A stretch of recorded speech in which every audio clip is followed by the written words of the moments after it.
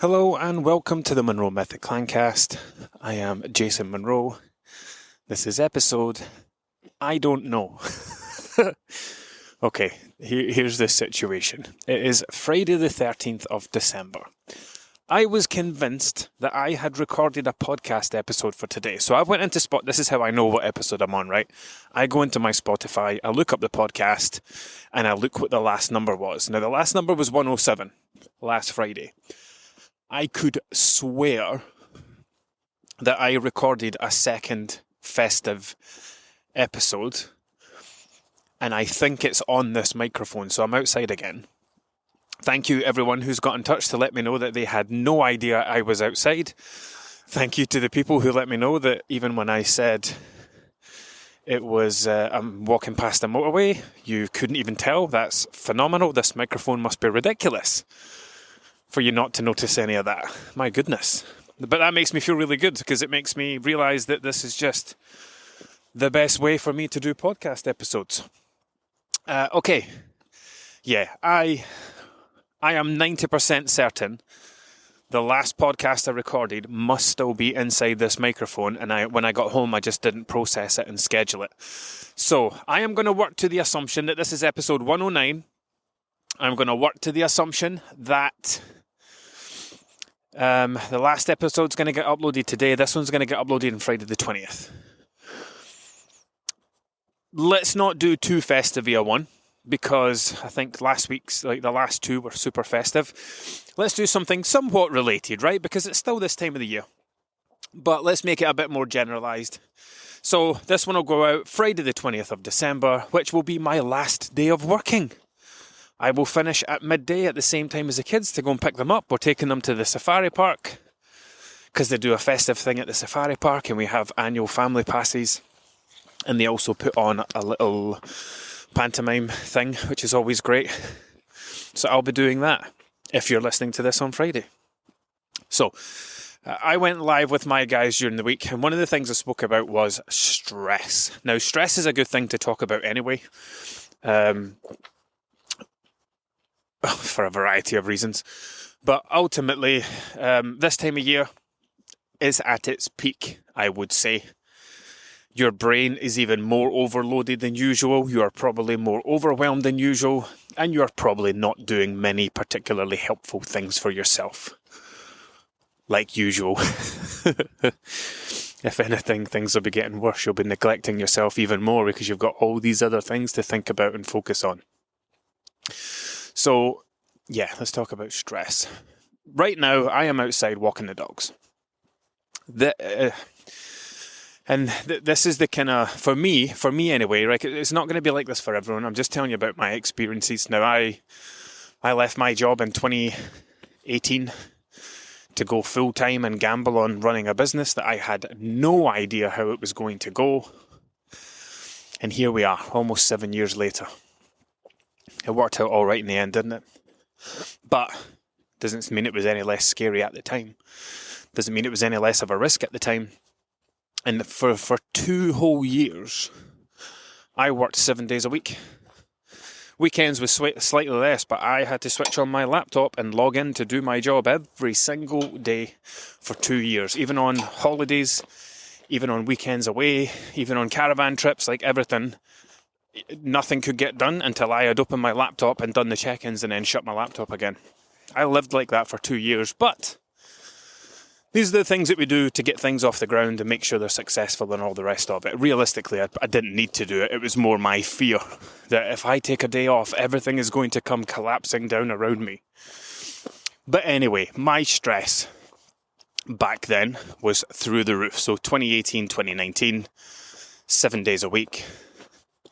And I eventually had a mental breakdown in 2020 and had to go and get professional help with a psychiatrist who helped me with a lot of things. After that, I started working 5 days a week and taking some time off and doing more things for myself and following the advice. And lo and behold, things got better. So here's just my... Yeah, I'm not an expert on stress. I'm not a psychologist or a psychiatrist. It's not my department, unlike nutrition. But there's a lot of crossover. Nutrition's a bit funny like that. There's a lot of crossovers into other things, like you cross over a lot into like cognitive behavioural therapy without realising it. A lot of the exercises you give, the advice that you give, the mindset stuff that we talk about, you find out from other people, like, oh yeah, I did this at CBT.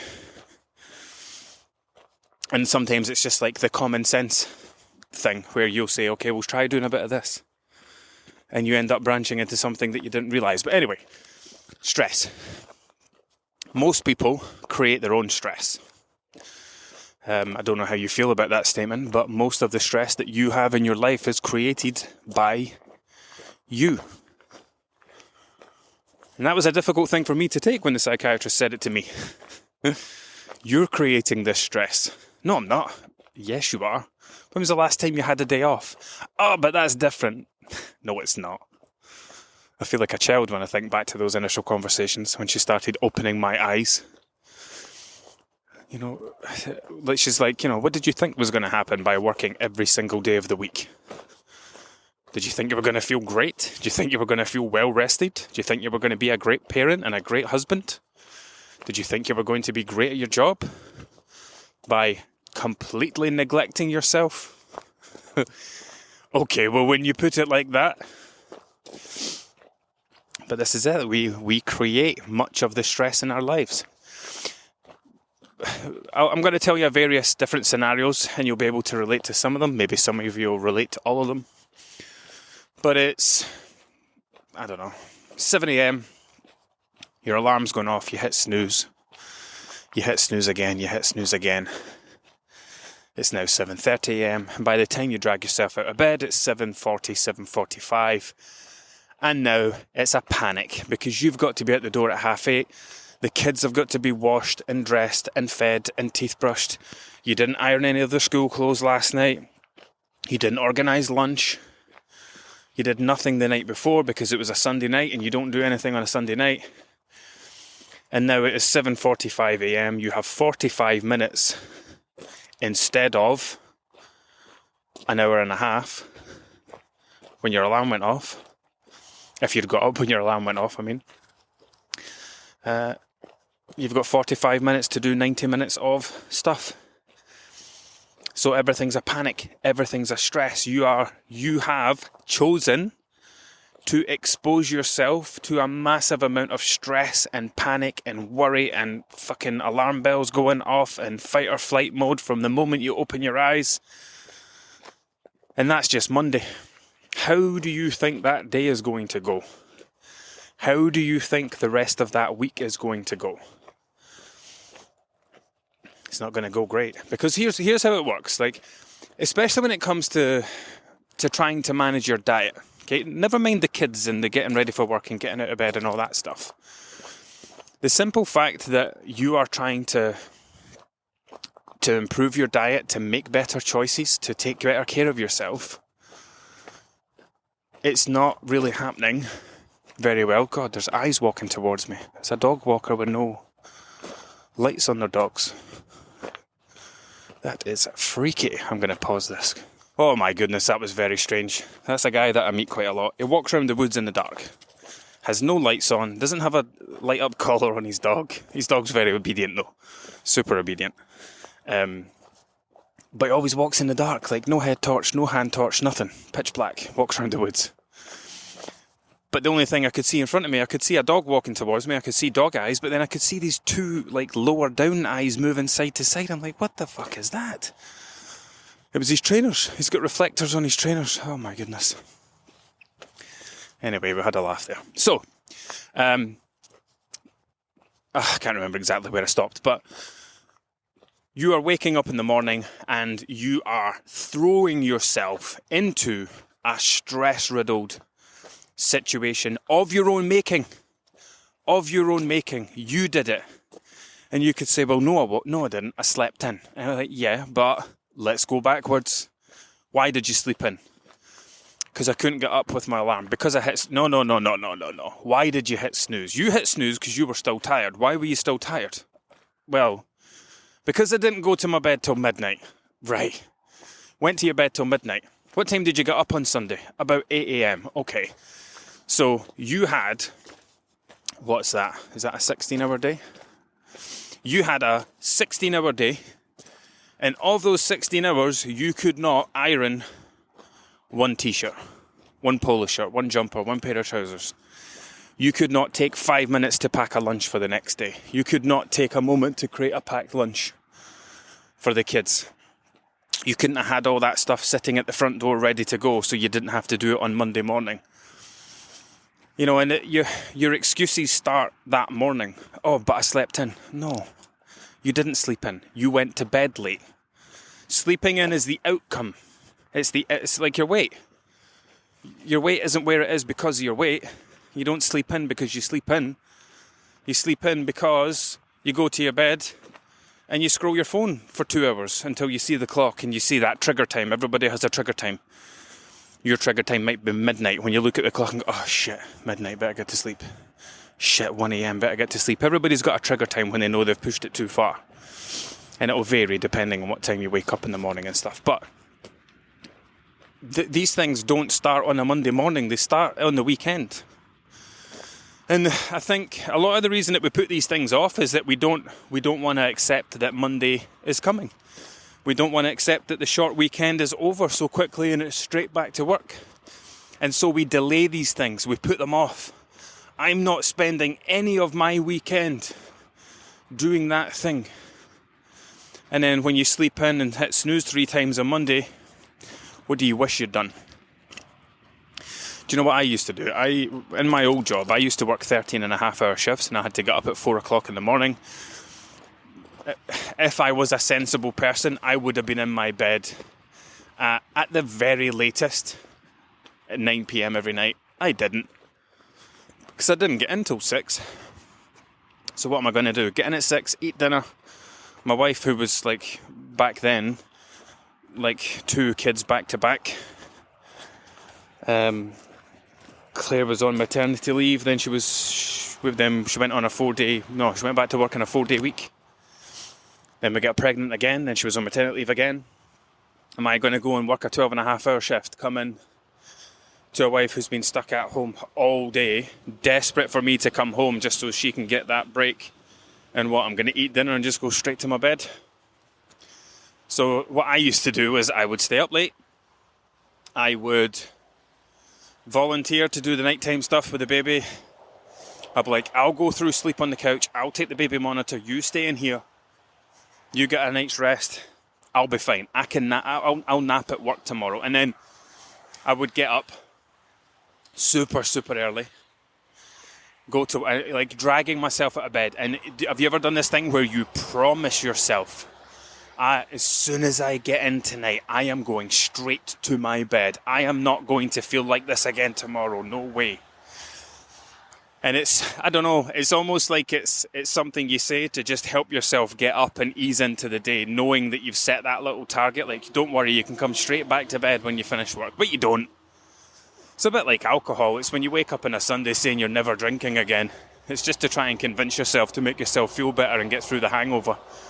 By Wednesday, you're already planning the next week's entertainment. So, stress.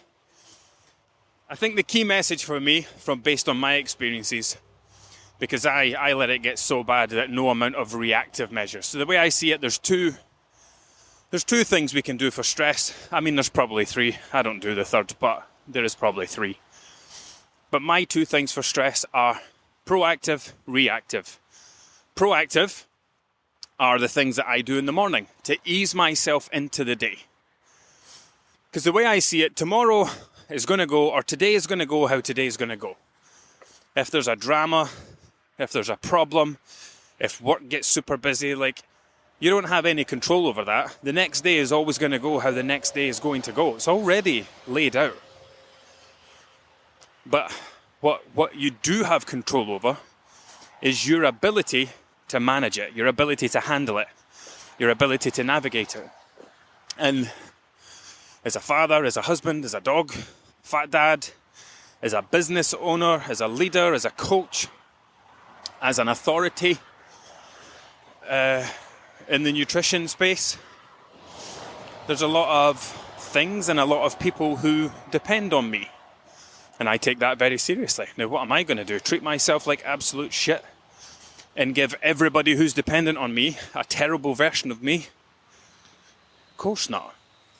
I mean, I did in 2018, 2019, sacrifice my own health to support everyone else's. But look where that got me. Sitting on a psychiatrist's couch at 120 quid an hour or whatever it was back in 2020 with a face mask on. So, proactive. Here's what I do in the morning, right? I wake up 5 a.m, go downstairs, and I right now, at this time of year, I switch on the Christmas tree lights. I go and make a coffee. So I fill up the kettle while the tap is on, I fill up a glass of water and I down it. I fill up another glass of water and I down that. And that's my overnight dehydration taken care of. Then I make my coffee. Then I grab a blanket. And then I sit on the couch. And both of my dogs jump up on either side of me and put their heads in my lap. And I just sit there for 30 minutes doing absolutely nothing. No phone, no shining lights in your eyes, no letting thousands of people into your life from the minute you wake up via social media, no funny videos, no dopamine, no DMs, no work, no logging in to check work things. In fact, my phone's probably still lying on the dining table as I've walked past at this point.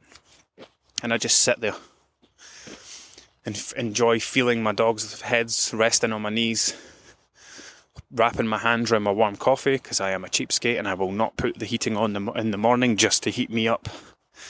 It comes on later on for everyone else getting up. And I just am. And it's a beautiful way to ease yourself into a day. I mean, the way that I've just described that, does that sound better or worse than hitting snooze 3 times, the kids coming through telling you that it's time to get up, looking at the clock and going, shit, instantly tense, stressed, overwhelmed, anxiety, worry, panic.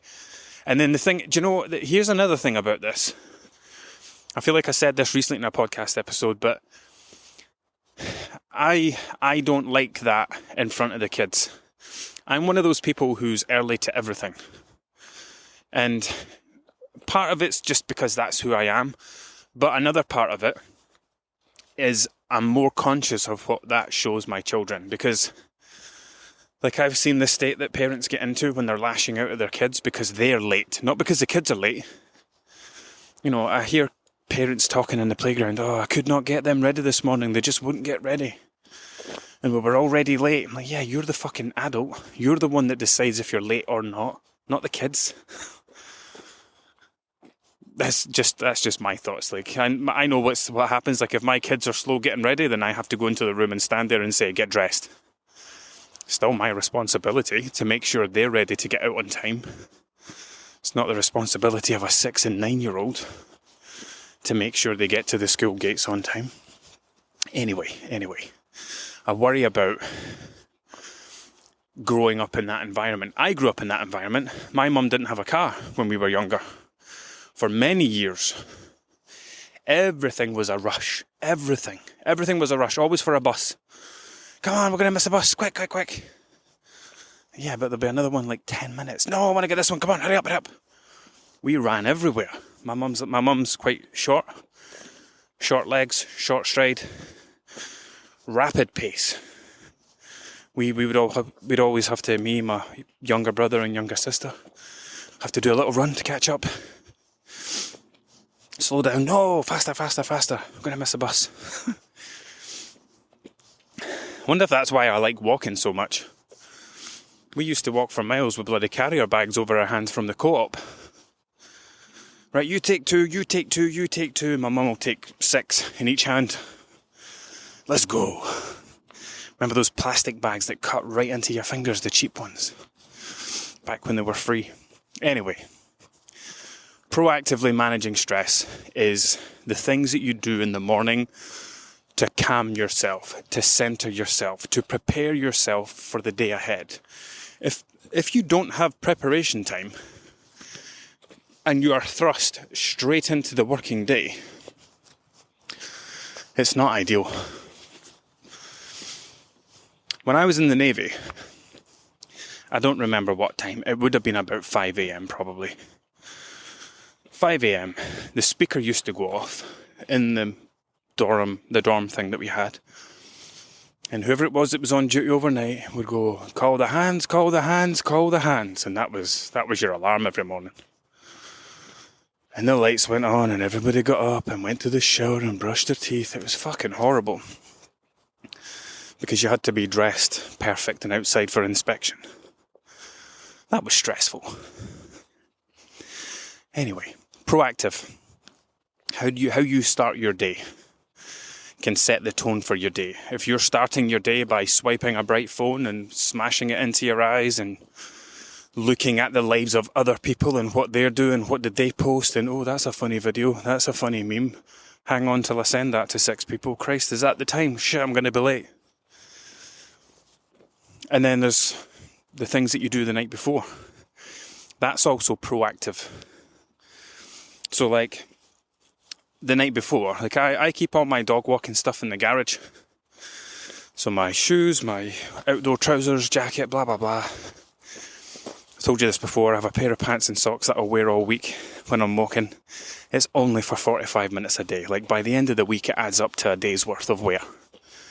Because I don't like creeping about the house at night or in the morning trying to find stuff.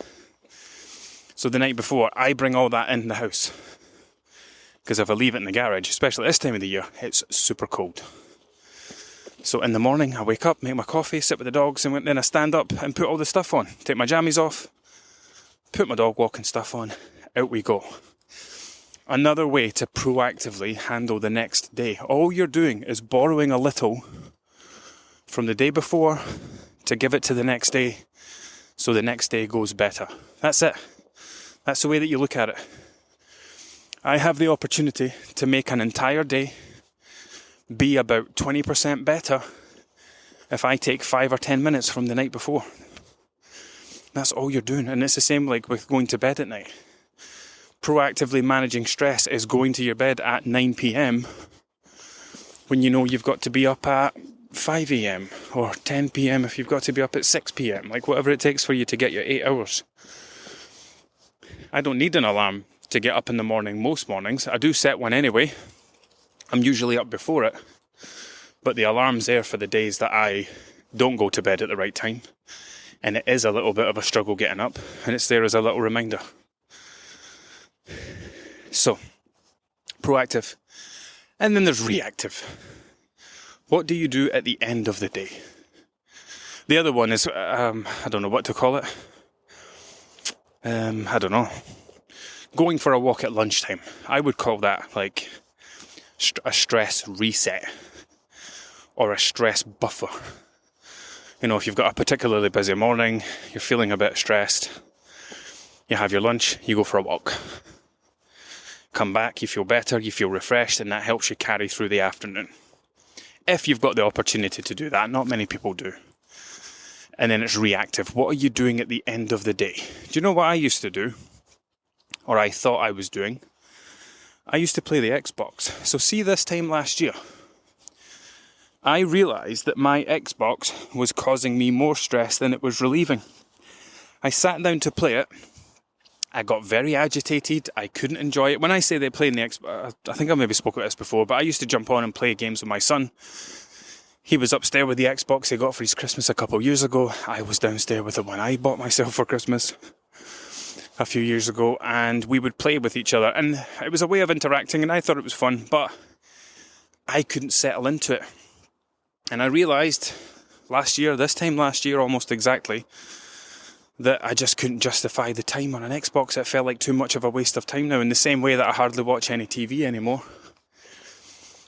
Gaming had become something that felt like a waste of time, and I could not, it was no longer a fun thing, it was no longer a stress reliever, it was no longer a way of winding down, it was actually having the opposite effect. So I gave my Xbox to my eldest, gave his Xbox to my youngest, and I retired from gaming last year.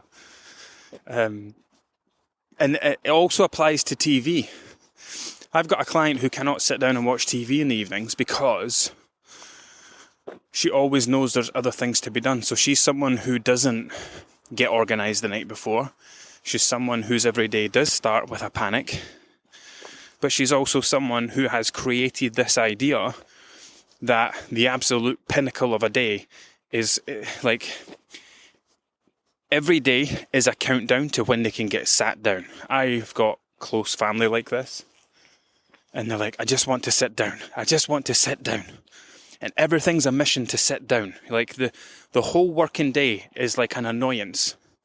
You know, if they're not sat down at 7 p.m. after dinner and the dishes are done and the TV's on and that's them until bedtime, then they get really annoyed about it. But when they do sit down, they don't enjoy it. I'll challenge you to think about this. We'll wrap this up. I feel like this has dragged on a bit. I'm sorry. I'll challenge you to think about this. Do you actually feel relaxed while watching the TV? Do you actually enjoy watching the TV? Or is it that you have nothing better to do, or you have no hobbies, or you have no other interests, and the TV is just something you've allowed to occupy the end of every day? Because I have not sat and watched live TV for years and years. Don't watch the news, don't watch, I nearly said social media programs, what do you call them? Reality programs. I don't watch, TV episodes that are on. Maybe I'm part of a different generation, maybe people in their 30s are part of the streaming generation. If I watch TV, it's whatever we're watching. So it's Monday night for an hour to watch Yellowstone. Or if there's a free hour elsewhere, it'll be, let's put that on. Or let's watch an episode of Tulsa King. There's a couple of other things I'm watching just now, but I can't remember. Or we're sitting down to watch a family movie together. But, we're not, and I know it's different everywhere, but we're not a house where, the absolute pinnacle of every day is getting sat down in front of our telly and flicking through channels. Because I don't think many people actually find that relaxing or entertaining. You might have the odd occasion where you're like, do you know what, I really enjoyed that, that was great. But most of the time, it's the same with social media. When was the last time you came off Facebook or Instagram and said, do you know what, that was a bloody great scrolling session, I absolutely loved that. Top-notch scrolling session.